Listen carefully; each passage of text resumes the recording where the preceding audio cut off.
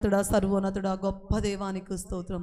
ఈ ఉపవాస ప్రార్థనలో మమ్మల్ని అందరినూ ఏకముగా చేర్చి నిన్ను స్తుతించి నిన్ను గణపరచడానికి నిన్ను కీర్తించడానికి మీరు ఇచ్చిన గొప్ప ధన్యతను బట్టి నీకు స్తోత్రం. యేసయ్యా, నువ్వు అందరికీ అవకాశం ఇస్తావయ్యా, కానీ దాన్ని సద్వినియోగం చేసుకునేది కొంతమంది తండ్రి.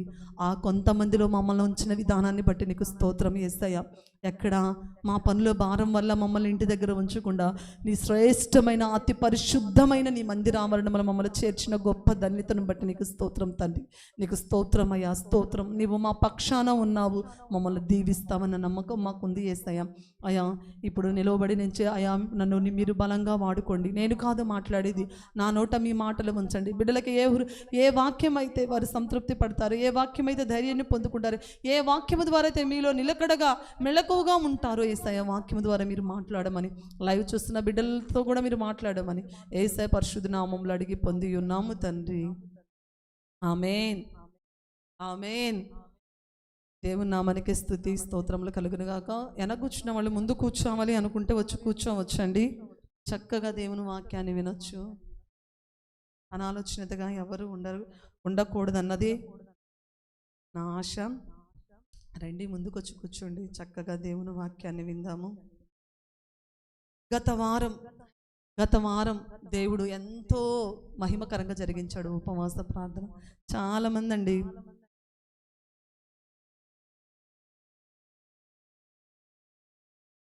చాలామంది కాల్ చేశారు, ఎంత చక్కగా ఉందో పాస్టర్ గారండి, ఎక్కువ దేవునిలో గడిపాము అని. ఎంతోమంది లైవ్లో కూడా పోయిన వారం 500 మంది ఉన్నారు లైవ్లో పోయిన వారం. దేవుని మహా గొప్ప కృప అండి. దేవుడు ఉపవాస ప్రార్థన ఎంతో ఆశీర్వాదకరంగా చాలామంది ఫోన్ కాల్ చేసుకోవడం, దేవుడు సేవకునితో కూడా చెప్తూ ఉన్నారు. ఫిలిప్ దేవుడు చాలా చక్కగా సిస్టర్ని వాడుకుంటూ ఉన్నాడు. చాలా సంతోషం అనిపిస్తూ ఉంది. ఈ రోజుల్లో ఇలా భారం కలిగిన సేవకులు చాలా తక్కువ. చాలామంది ఇండిపెండెంట్ సంఘాల్లో అయితే చేస్తూ ఉన్నారు, కానీ మన సంఘాల్లో అయితే చాలా కష్టతరంగా ఉంది. దేవుడు ఆ బిడ్డను ఎంతగానో వాడుకుంటున్నాడు. చాలామంది సాక్ష్యాలు చెప్తూ ఉన్నప్పుడు సంతృప్తినిచ్చింది. ఇంకా ఎక్కువగా దేవుని పరిచర్య చేయాలనేది నా ఆశ అండి. చాలా దేవుణ్ణి నేను ఒకటే అడుగుతున్నాను, అలు పెరుగని నీ పరిచర్య నాకు అప్పగించయ్యా. నేను వచ్చింది నీ పరిచర్య చేయడానికి, నా సొంత పనులు నేను చూసుకోవడానికి కాదు. ఇవి కాదు, నీ పని చేయాలి, నీ కొరకు కొన్ని ఆత్మలను నేను రక్షించాలని దేవునితో నేను అడిగేది ఇది ఒక్కటేనండి. పెనుగులాడుతూ కన్నీటితో దేవుణ్ణి అడుగుతూ ఉంటాను, ఎక్కువ పరిచర్య ఇవ్వమని.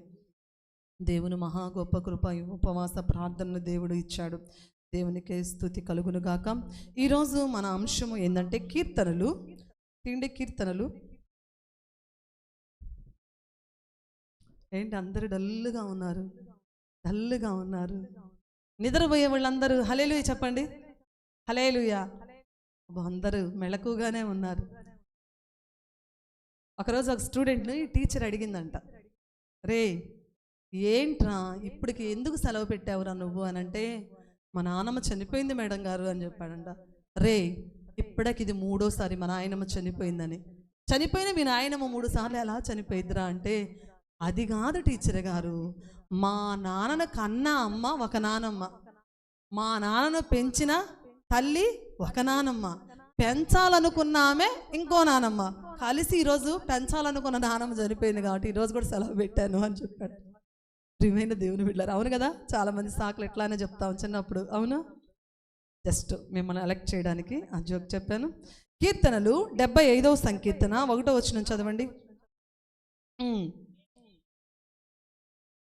దేవా, మేము నీకు కృతజ్ఞతాస్తుతులు చెల్లించుచున్నాము, నీవు సమీపముగా నున్నావని కృతజ్ఞతాస్తుతులు చెల్లించుచున్నాము.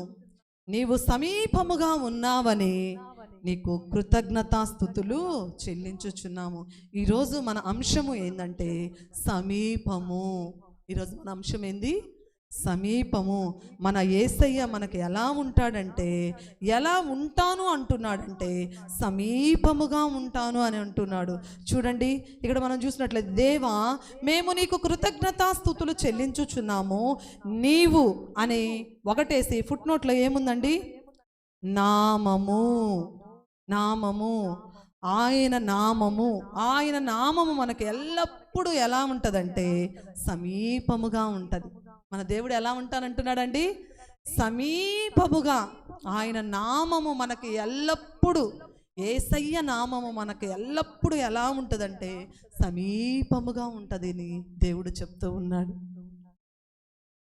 ఈ ఉపవాస ప్రార్థనలో నువ్వు అనుకుంటున్నావేమో, నాకు సమీపముగా ఎవ్వరూ లేరు, ఒక చిన్న బాధను చెప్పుకుందాం అనుకున్నా ఎవ్వరు నమ్మదగిన వారు లేరు అని బాధపడుతూ వచ్చావేమో. ప్రియ తల్లి తండ్రి, యేసయ్య అంటున్నాడు, యేసయ్య నామము మనకు ఎల్లప్పుడూ ఎలా ఉంది? సమీపముగా ఉంది. యేసయ్య అందుకేనండి ఈ లోకానికి వచ్చింది. ఎందుకు? దూరస్థులమైన మనల్ని సమీపస్థులుగా చేసుకోవడానికి ఆయన ఈ లోకంలోనికి వచ్చాడు. అందుకని దేవుని వాక్య భాగం సెలవిస్తుంది. యోహాను సువార్త 14వ అధ్యాయం 14వ వచనం చదవండి. యోహాను సువార్త 14వ అధ్యాయం 14వ వచనం చదవండి.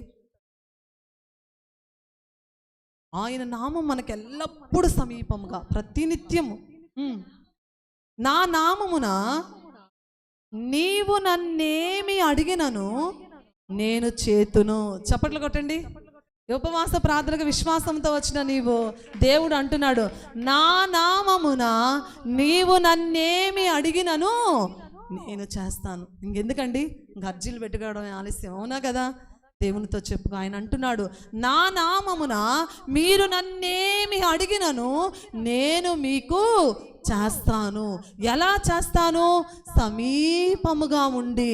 మీరు ఏది అడిగితే, మీరు కష్టాల్లో ఉండవచ్చు, కన్నీళ్లలో ఉండవచ్చు, ఇరుకుల్లో ఉండవచ్చు, ఇబ్బందికరమైన పరిస్థితుల్లో ఉండవచ్చు, కొన్ని అనారోగ్య పరిస్థితుల్లో ఉండవచ్చు, ఏ సమస్య ఉన్నా ఆయన అంటూ ఉన్నాడు ఈ ఉపవాస ప్రార్థనలో, మీరు నన్ను ఏమి అడిగినను నేను మీకు చేతును.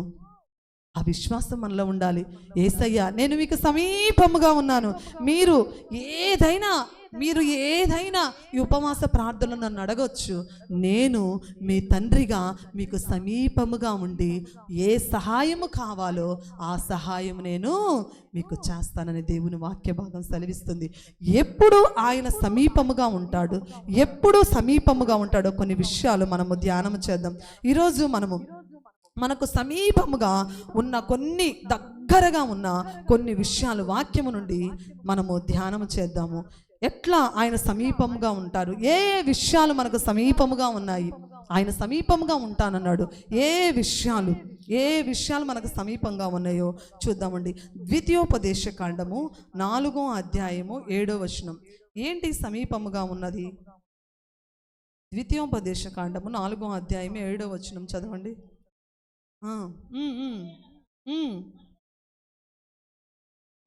ఏలయనగా మనము ఆయనకు మొర్ర పెట్టునప్పుడల్లా మన దేవుడైన యెహోవా మనకు సమీపముగానున్నట్టు మరి ఏ గొప్ప జనమునకు ఏ దేవుడు సమీపముగానున్నాడు?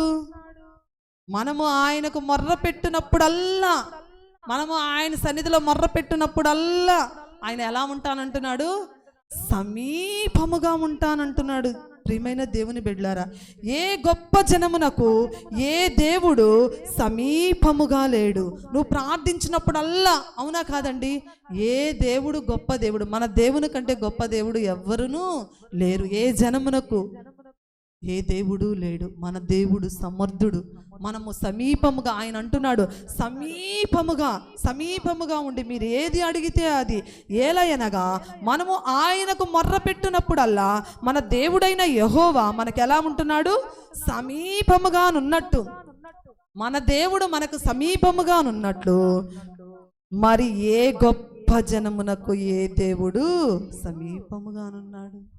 ప్రియమైన దేవుని బిడ్డలారా, దేవుడు అంటున్నాడు, ఆయనకు మొర్ర పెట్టినప్పుడల్లా, మన దేవుడైన యెహోవాకు మనము మొర్ర పెట్టినప్పుడల్లా ఆయన మనకు సమీపముగా ఉంటాను అని దేవుడు సెలవిస్తూ ఉన్నాడు. మనమే మొర్ర పెట్టడం లేదు. చాలాసార్లు మనం దేవుడు నా జీవితంలో చేయలేదండి, మేళ్ళు చేయడం లేదండి, ఎదురింటి వాళ్ళకే చేస్తున్నాడు మేలు, పక్కింటి వాళ్ళకే చేస్తున్నాడు మేలు, నా జీవితంలో చేయడం లేదు అని అనుకుంటున్నాము. కానీ అసలు నేను దేవుని సన్నిధిలో మొర్ర పెడుతున్నానా? దేవుని సన్నిధిలో నేను ప్రార్థన చేస్తూ ఉన్నానా? దేవునికి విధేయుడిగా జీవిస్తూ ఉన్నానా మన కర్తవ్యం మనం నెరవేర్చకుండా మనం దేవుని మీద ఏం చేస్తామండి? సాకులు చెప్తూ ఉంటాం. దేవుడు నాకు మేలు చేయలేదులండి, దేవుడు నన్ను ఆశీర్వదించలేదులండి, దేవుడు ఎక్కడండి, నన్ను మర్చిపోయాడులేండి అని చెప్పేసి చాలాసార్లు మనం ఏం చేస్తాము? సనుగుతాము, గొనుగుతాము. దేవుడు అంటున్నాడు, మనము ఆయనకు మొర్ర పెట్టినప్పుడల్లా, నువ్వు మొర్ర పెడితే కదా ఆయన నీకు సమీపముగా ఉండేది. అవునా? అవునా కదండి? మనం మొర్ర పెట్టట్లా ఆయనకి, అందుకని ఆయన మన సమీపముగా లేడు. మనకు సమీపముగా ఏ కార్యాన్ని ఆయన చేయలేకపోతూ ఉన్నాడు. దేవునికి మనం ఏం చేయాలంటే మొర్ర పెట్టాలి దేవుని సన్నిధిలో. చాలాసార్లు మనము దేవుని సన్నిధిలో మొర్ర పెట్టి మనం ఏం చేయాలంటే ప్రార్థన చేయాలి. అప్పుడు దేవుడు ఏం చేస్తాడండి తెలుసా అండి? మన జీవితాల్లో నువ్వు మొర్ర పెడతావు, దేవుని సన్నిధిలో అడుగుతావు. ఒక్కొక్కసారి నువ్వు అడిగిన విషయాలు నువ్వు మర్చిపోతావు దేవుని సన్నిధిలో. చాలాసార్లు నువ్వు ఇది అని ఈరోజు ఉపవాస ప్రార్థనకు వచ్చిన నువ్వు దేవుని సన్నిధిలో చాలా విషయాలు విన్నవించుకొని వెళ్ళిపోతావు, కొన్ని మర్చిపోతావు. నువ్వు మర్చిపోతావు, కానీ దేవుని సన్నిధిలో విన్నవించిన నీ విన్నపాలు విన్న యేసయ్య మాత్రం మర్చిపోడండి. ఆయన మర్చిపోడు, ఎప్పటికీ మర్చిపోడు. నువ్వు ఏ సమయంలో, ఏ సందర్భంలో దేవుని సన్నిధిలో మొర్ర పెడతావో ఏ మొర్రను ఆయన మర్చిపోయే దేవుడు కాదు. అంత గొప్ప దేవుడు అండి. మనమే చాలా విషయాల్లో మర్చిపోతాము.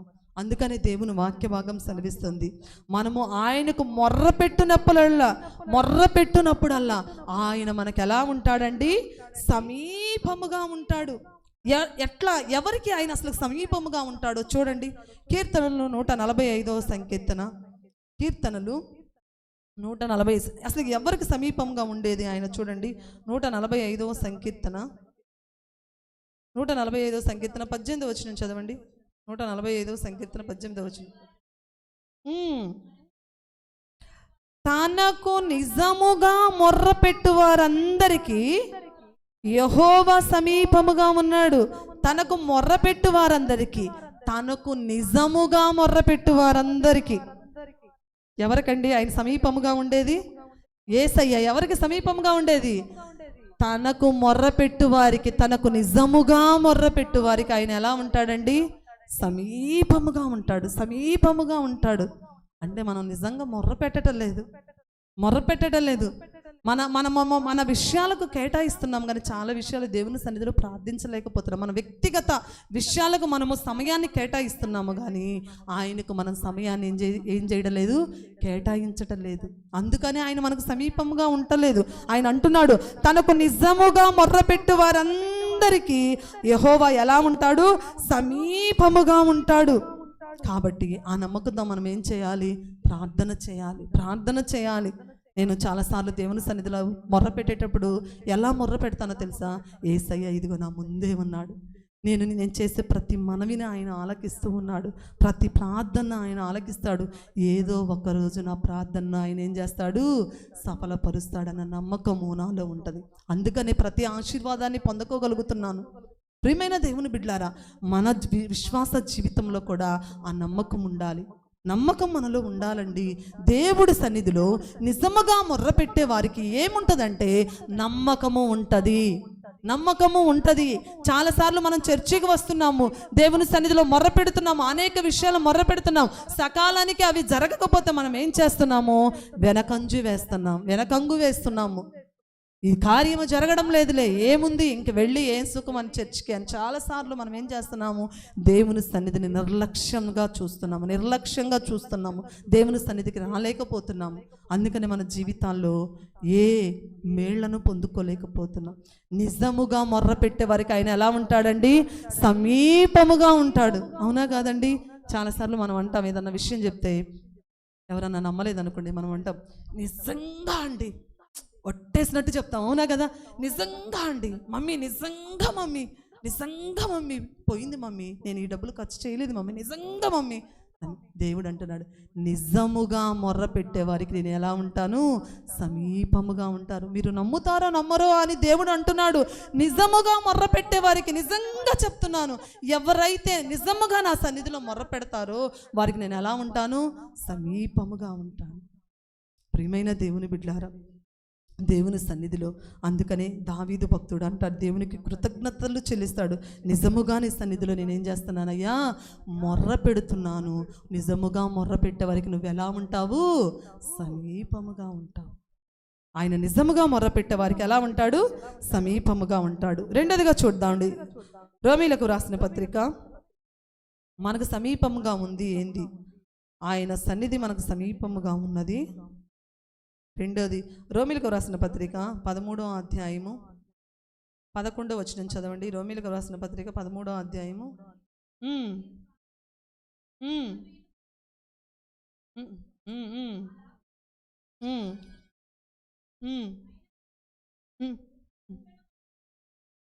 రక్షణ మనకు మరి సమీపముగా ఉన్నది, మరియు మీరు కాలము నెరిగి నిద్ర మేలుకొను వేళ అయినదని తెలుసుకొని అలాగు చేడి మనము విశ్వాసులమైనప్పటికంటే ఇప్పుడు రక్షణ మనకు మరి సమీపముగా ఉన్నది. ఏం సమీపంగా ఉన్నదండి? రెండోది రక్షణ సమీపంగా ఉన్నది. దేవుడు మనకు మొర్ర పెట్టినప్పుడల్లా ఆయన అంటున్నాడు, నేను సమీపంగా ఉంటానని మొదటగా చెప్పాడు. ఆయన మనకు సమీపముగా ఉంటాడు. రెండోదిగా సమీపముగా ఉంటుంది ఏంటిదంటే రక్షణ మరి మనకు సమీపముగా ఉన్నది. ప్రియమైన దేవుని బిడ్లారా, ఇదే మిక్కిలి అనుకూల సమయం, ఇదే రక్షణ దినం. చాలా మంది పేరుకు చెప్పుకుంటున్నాము క్రైస్తవులమని. నిజంగా రక్షింపబడ్డామా? రక్షణ అనుభవంలో నడుస్తూ ఉన్నామా? యేసయ్యను సొంత రక్షకునిగా నువ్వు అంగీకరించావా? ఒకవేళ రక్షింపబడని పరిస్థితిలో నువ్వు ఉన్నట్లయితే రక్షణ సమీపముగా ఉన్నది. రక్షణ సమీపముగా ఉన్నది. ప్రియమైన దేవుని బిడ్డలారా, మనం చూసినట్లయితే యేసయ్య యెరికో మార్గాన సంచరిస్తున్నప్పుడు పొట్టి జక్కయ్యకు అనిపించింది యేసయ్యను చూడాలని, ఆ మహోన్నతుడైన దేవుణ్ణి చూడాలి, నా కన్నులారా చూడాలి, ఆయన గొప్పతనాన్ని, ఆ గొప్పతనము, ఆయన స్వస్థపరిచిన ఆ గొప్ప ప్రేమమయుణ్ణి నా కన్నులారా చూడాలని ఆయన ఒక ఉన్నత స్థితిలో ఉన్నప్పటికీ పరిగెత్తుకుంటూ వెళ్ళి ఏం చేశాడండి, మేడి చెట్టు ఎక్కాడు యేసయ్య. ఎంతో ఆశతో ఆ పొట్టి జక్కయ్య ఎక్కినప్పుడు జక్కయ్య కంటే యేసయ్య ముందు జక్కయ్యను చూశాడు. అవునా కదా? జక్కయ్యలో ఉన్న విశ్వాసం, జక్కయ్యలో ఉన్న ప్రేమ, జక్కయ్యలో ఉన్న నమ్మకం యేసయ్యకు తెలిసింది. మనలో ఏముందో నీ ప్రక్కన కూర్చున్న వారికి తెలియకపోయినా కానీ యేసయ్యకు తెలుసు. నువ్వు ఏ మనసుతో వచ్చావో యేసయ్యకు తెలుసు, ఏ ఆశతో వచ్చావో యేసయ్యకు తెలుసు.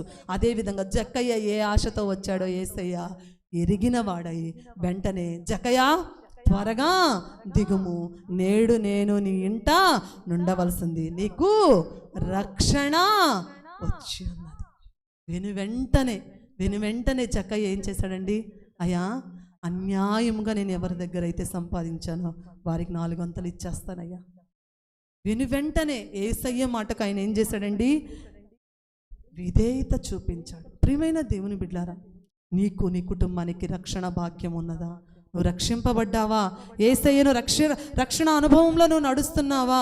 ఒకవేళ రక్షింపబడకపోతే, నీ కుటుంబం రక్షింపబడకపోతే, నీ వారు రక్షింపబడకపోతే ఈ ఉపవాస ప్రార్థన నీ వారి కోసం ప్రార్థన చెయ్యి. యేసయ్యా నా కుటుంబాన్ని రక్షణ ఓడలో నడిపించు, రక్షణ మార్గంలో నడిపించు. త్రోవ తప్పిన నా బిడ్డలు రక్షణ అనుభవంలోనికి రావాలి. ఒక తల్లిగా, ఒక తండ్రిగా ఈ ఉపవాస ప్రార్థనలో ప్రార్థన చెయ్యి. రక్షణ లేని నీ భర్త కోసం, రక్షణ లేని భార్య కోసం, రక్షణ లేని నీ బిడ్డల కోసం, రక్షణ లేని నీ బంధువుల కోసం, రక్షణ లేని నీ తల్లిదండ్రుల కోసం నీవు నమ్మకంతో దేవుని సన్నిధిలో ఉపవాస ప్రార్థనలో ప్రార్థన చేయి. రక్షణ సమీపముగా ఉంది. అందుకని దేవుని వాక్య భాగం సెలవిస్తుంది. రోమీలకు రాసిన పత్రిక 10వ అధ్యాయము 9వ వచనం చదవండి. రోమీలకు రాసిన పత్రిక 10వ అధ్యాయం 9వ వచనం.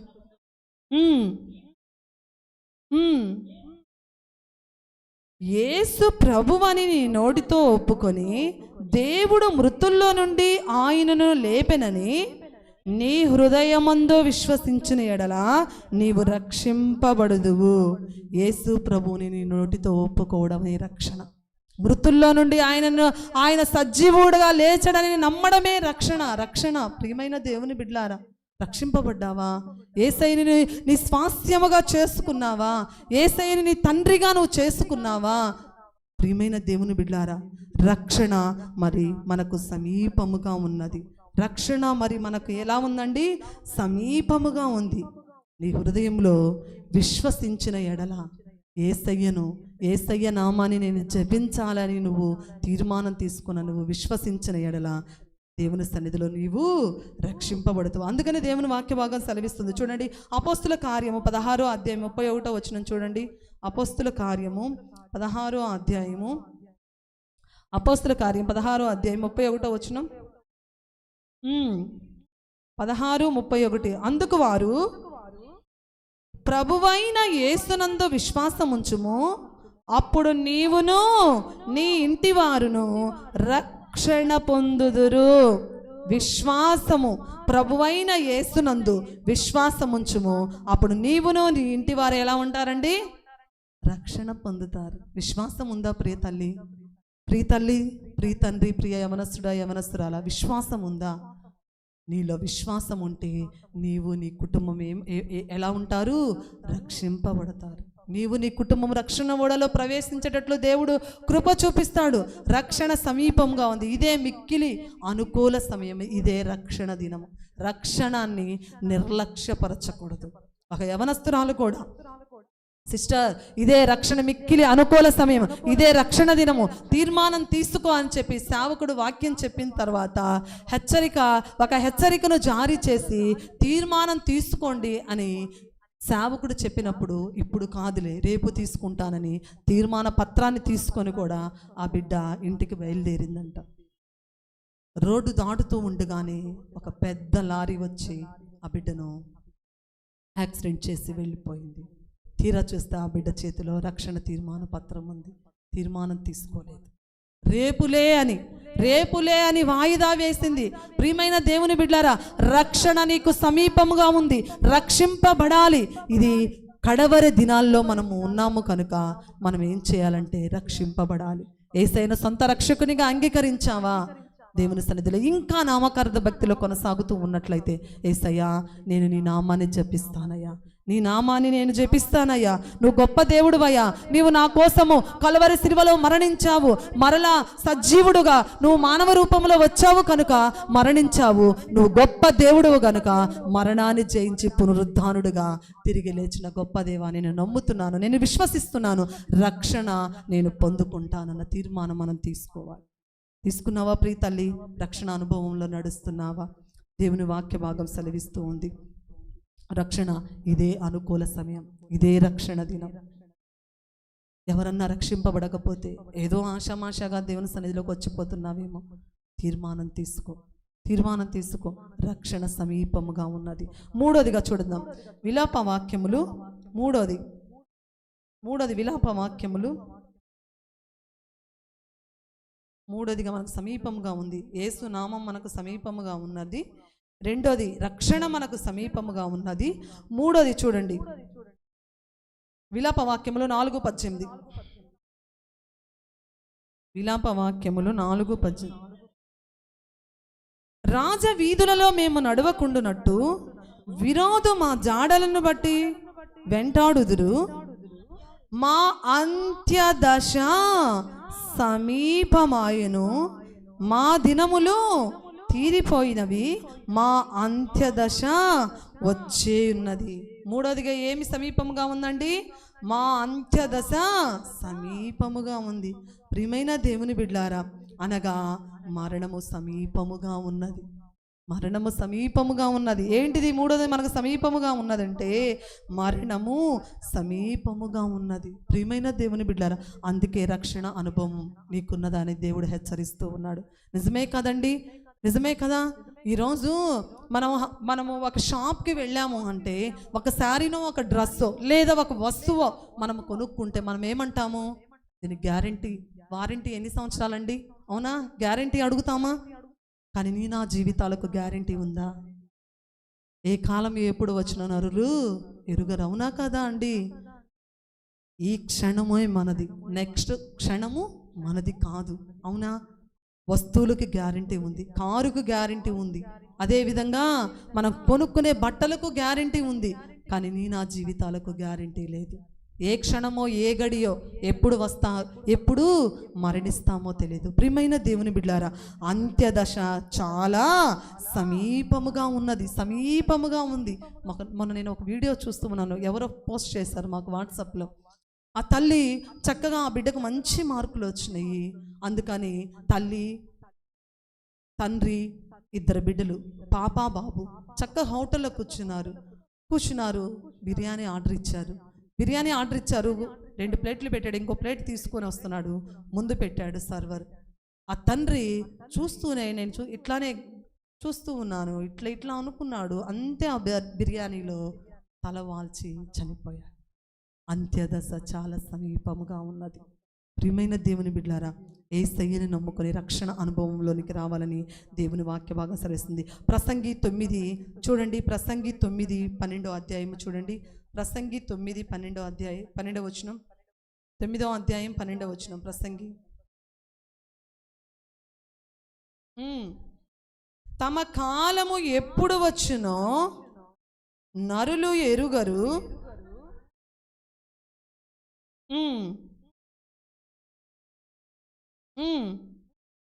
తమ కాలము ఎప్పుడు వచ్చిన నరులు ఎరుగరు. చేపలు బాధాకరమైన వలల యందు చిక్కుబడినట్టు, పిట్టలు వలలో పట్టబడినట్లు అశుభ కాలమున హఠాత్తుగా తమకు చేటు కలుగునప్పుడు వారును చిక్కబడు. తమ కాలము ఎప్పుడు వచ్చునో నరులు ఎరుగరు. అవునా కదండి?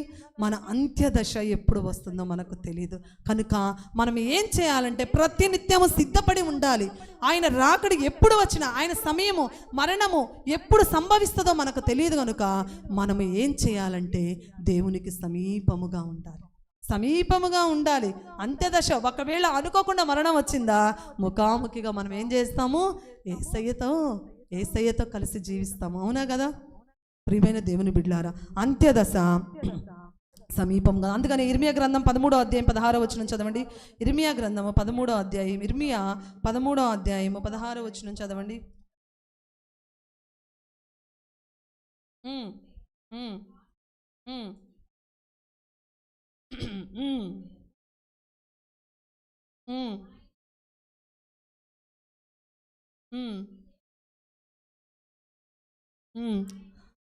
ఆయన చీకటి. ఇర్మియా 13:16 వచనం. 13వ అధ్యాయం 16వ వచనం. ఆయన చీకటి కమ్మజేయక మునిపే, మీ కాళ్ళు చీకటి కొండలకు తగలక మునిపే, వెలుగు కొరకు మీరు కనిపెట్టుచుండగా ఆయన దాని గాఢంధకరముగా చేయక మునిపే, మీ దేవుడైన యెహోవా మహిమ గలవాడని ఆయనను కొనియాడుడి. గాఢంధకారములో చీకటి మీ జీవితాల్లో కమ్ము కొనక మునిపే ఆయన మహిమ గలవాడని, యెహోవా మహిమ గలవాడని ఆయనను కొనియాడుడి. అంధకారము కమ్మక ముందే మన దేవుడు గొప్ప దేవుడని మనం ఏం చేయాలి? ఘనపరచాలి. ప్రియమైన దేవుని బిడ్డలారా, నాలుగోదిగా మార్కు సువార్త ఏది మనకు సమీపముగా ఉందంటే, మార్కు సువార్త 13వ అధ్యాయం 28వ వచనం చూడండి. మార్కు సువార్త 13వ అధ్యాయం 28వ వచనం. మార్కు సువార్త 13వ అధ్యాయము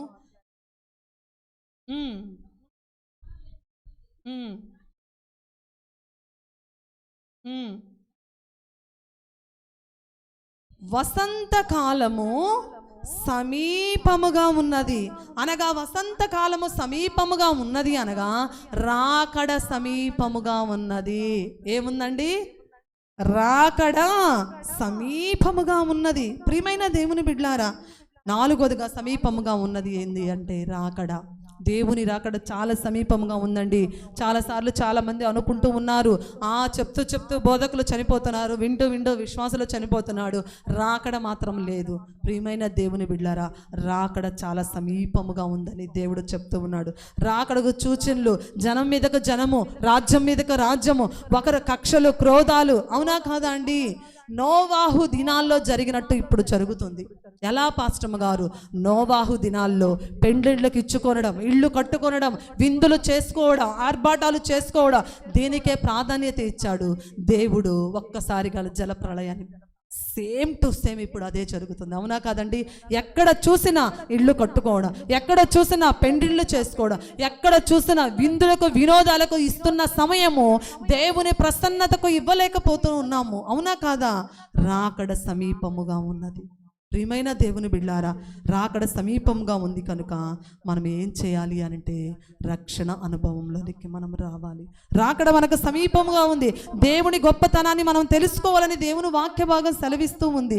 ప్రతినిత్యము బాప్తిస్వంలో మనం ఏం చేయాలంటే రక్షింపబడి బాప్తిస్వంలో పాల్గొని దేవుని సొంత రక్షకుడిగా మనము అంగీకరించాలి. అందుకనే దేవుని వాక్య భాగం సెలవిస్తుంది. హెబ్రీలకు వ్రాసిన పత్రిక 10వ అధ్యాయం 37వ వచనం, వచ్చుచున్నవాడు ఆలస్యం చేయక త్వరగా వచ్చుచున్నాడు. మేఘారూఢుడై ఏం చేస్తున్నాడు? త్వరగా వస్తున్నాడు. రాకడ చాలా సమీపంగా ఉంది. ఇంకా దేవుని సన్నిధిని నిర్లక్ష్యం చేస్తున్నావా? దేవుని సన్నిధిని ఇంకా నిర్లక్ష్యము చేస్తున్నావా? నిర్లక్ష్యం చేస్తున్నట్లయితే దేవుని సన్నిధిలో ఒప్పుకో. యేసయ్యా, నీ రాకడ సమీపముగా ఉన్నది, నీ రాకడ సమీపముగా ఉన్నది. నీ రాకడలో నేను ఎత్తబడాలి, నీ రాకడలో ఎత్తబడే బిడ్డగా ఉండాలి. రాకడగా సూచనలు అన్నీ జరుగుతున్నాయి కనుక నేను అల్ప విశ్వాసిగా, అవిశ్వాసిగా నేను ఎంత మాత్రమును ఉండకూడదు. రాకడకు సిద్ధపడే బిడ్డగా ఉండాలి. రాకడ సమయంలో రారాజుగా నీవు దిగివచ్చి వేళ నీ ఆనంద ప్రవాహంలో నేను నీతో కలిసి పయనించాలన్న ఆశతో మనం దేవుని సన్నిధిలో మొర్ర పెట్టాలి. రాకడ సమయంలో రారాజుగా నువ్వు దిగి వచ్చే వేళ నీ ఆనంద ప్రవాహంలో నేను చేరాలయ్యా. ఈ లోకంలో గతించిపోకూడదు. నేను నరకానికి నేను పాత్రురాలును, నరకానికి పాత్రుడను కాకూడదు. నేను నీ రాజ్యాన్ని స్వతంత్రించుకోవాలి. ప్రార్థన చేద్దామా? ప్రార్థన చేద్దామా? యేసయ్య మనకు ఎలా ఉంటానన్నాడు? సమీపముగా ఉంటానడు. ఏ విధంగా సమీపముగా ఉంటాడు? తనకు నిజముగా మొర్రపెట్టు వారికి ఆయన ఎలా ఉంటాడు? సమీపముగా ఉంటాడు. రెండోదిగా రక్షణ మనకు సమీపముగా ఉన్నది. మూడోదిగా అంత్యదశ సమీపముగా ఉంది. నాలుగోదిగా రాకడ సమీపముగా ఉంది. ప్రియమైన దేవుని బిడ్డలారా, యేసయ్య రారాజుగా వచ్చేవాళ్ళ విడవబడతావా లేదా నీతిమంతుడు నీతిమంతురాలు ఆయనతో పాటు ఎత్తబడతావా? నీదే నీదే నీదే ఆలోచన, నీదే నిర్ణయం. యేసయ్యా, రాకడ సమయంలో నేను ఎత్తబడాలి. రాకడ సమీపముగా ఉన్నది, మరణం సమీపముగా ఉన్నది కనుక నేను నీతో ఎత్తబడాలి. రాకడ సమయంలో నేను ఎత్తబడాలి యేసయ్యా అని ప్రార్థన చేద్దాం. కళ్ళు